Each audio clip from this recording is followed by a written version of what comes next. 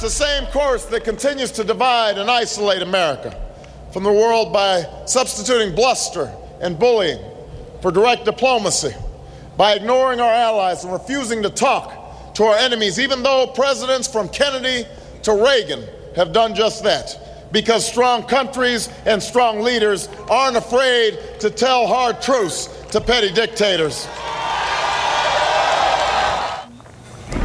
Barack Obama continues to defend his policy of engaging our enemies, but after last night's win for Hillary Clinton, has Mrs. Clinton finally found his Achilles heel? Could it be the freshman senator is more vulnerable than we thought on the question of foreign policy? Joining us now is senior foreign policy advisor to the Obama campaign, Susan Rice. Susan, thanks a lot for coming on. Good to be with you again. So Hillary Clinton runs this ad, the famous red phone ad that says, when the phone rings at 3 in the morning, who do you trust to make those snap decisions that could hold all of our lives in the balance? And the Obama campaign, I thought very wisely, came back and said, name one that name a situation where you've judged a foreign policy crisis, and she couldn't. I'm going to ask the same question to you. Where has Barack Obama been in a position where he's had to make those kind of decisions? He hasn't. And he hasn't claimed that he's been in a position to have to answer the phone at 3 o'clock in the morning in a crisis situation. That's the difference between the two of them. Hillary Clinton hasn't had to answer the phone at 3 o'clock in the morning, and yet she attacked Barack Obama for not being ready. They're both not ready to have that 3 a.m. phone call. The question is, and what Barack Obama raised, is when that phone call is received for each of them for the first time, who's going to make the right judgment?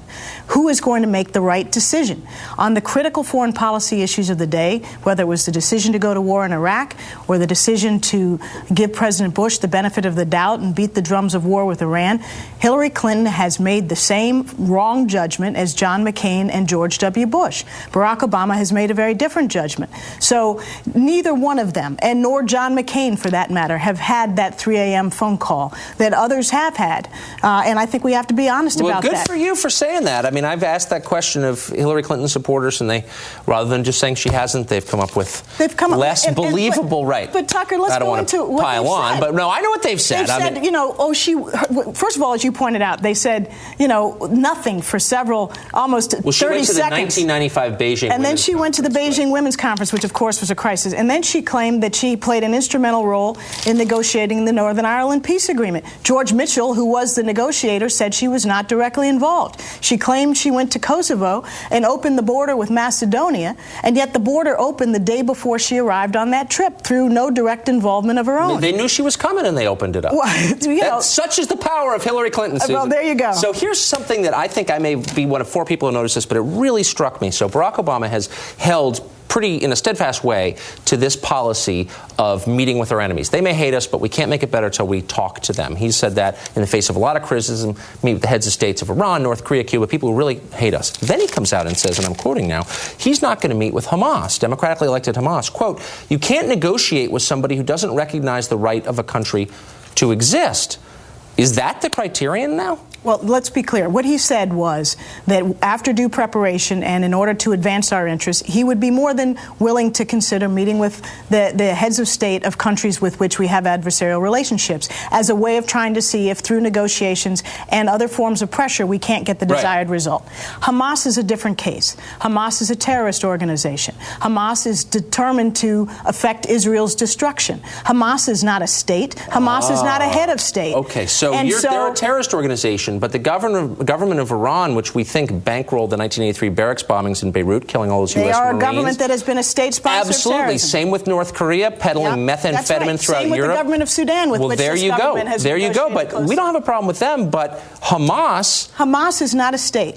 Hamas is not a state actor. There are real... Not a state actor? I thought Hamas was kind of in controlling Gaza. They're controlling Gaza. Gaza is not a state. They are a non-state actor that is controlling territory which they acquired through force. So here's the deal. Yes, we have to recognize reality. There are states on this planet with which we have adversarial relationships and with which we have real problems. The question is, do we isolate them and take the view that negotiating with them is somehow a reward? Or do we go back to a policy that has served this country well under Ronald Reagan and others? I get it. I don't think he should meet with Hamas. Hamas is different. I think Hamas is repulsive. I don't think he should meet with them. Indeed. Good for him.